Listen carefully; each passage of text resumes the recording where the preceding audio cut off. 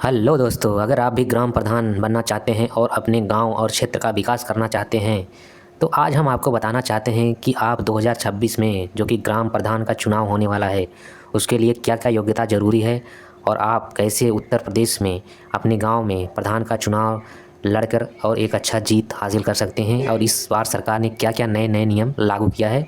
तो चलिए वीडियो को शुरू करते हैं और आपको बताते हैं कि आपको क्या क्या आवश्यकता है इस बार। तो ग्राम प्रधान बनने के लिए आपकी आयु जो योग्यता है उसमें सबसे पहले आपको 21 वर्ष की आयु पूरी होनी चाहिए। अगर चुनाव में भाग लेने के दिन तक आपकी आयु 21 वर्ष नहीं है तो आप चुनाव नहीं लड़ सकते हैं। इसके बाद बात करते हैं नागरिकता की। तो आप भारतीय नागरिक होने चाहिए। केवल भारत के नागरिक ही प्रधान पद के चुनाव में हिस्सा ले सकते हैं। इसके बाद पंचायत में मतदाता सूची में नाम होना चाहिए। आपको उस पंचायत में मतदाता सूची में नाम दर्ज होना चाहिए जहां से आप चुनाव लड़ना चाहते हैं। इसके बाद हम बात करते हैं योग्यता की।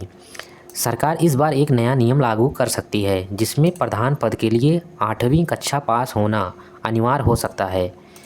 पिछली बार यह नियम लागू नहीं किया गया क्योंकि उस बार कोविड के कारण चुनाव में देरी हुई थी, इसलिए यह नियम लागू नहीं हो सका था।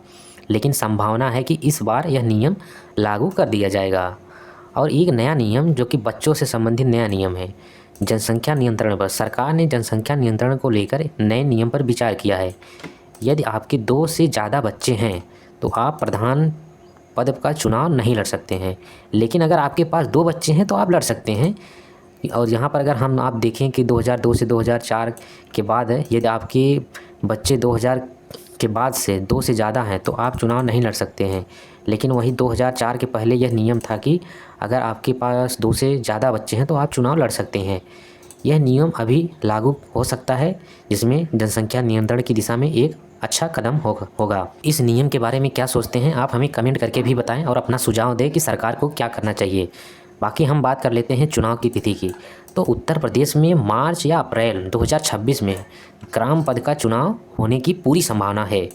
बाकी जैसे ही इसकी ऑफिशियल अपडेट आती है हम अपने चैनल पर आपको जानकारी दे देंगे, तो आप यहाँ से प्राप्त कर सकते हैं। बाकी कोई अन्य आपको जानकारी चाहिए ग्राम प्रधान से रिलेटेड तो आप हमें कमेंट करके पूछें, हम आपकी पूरी मदद करेंगे।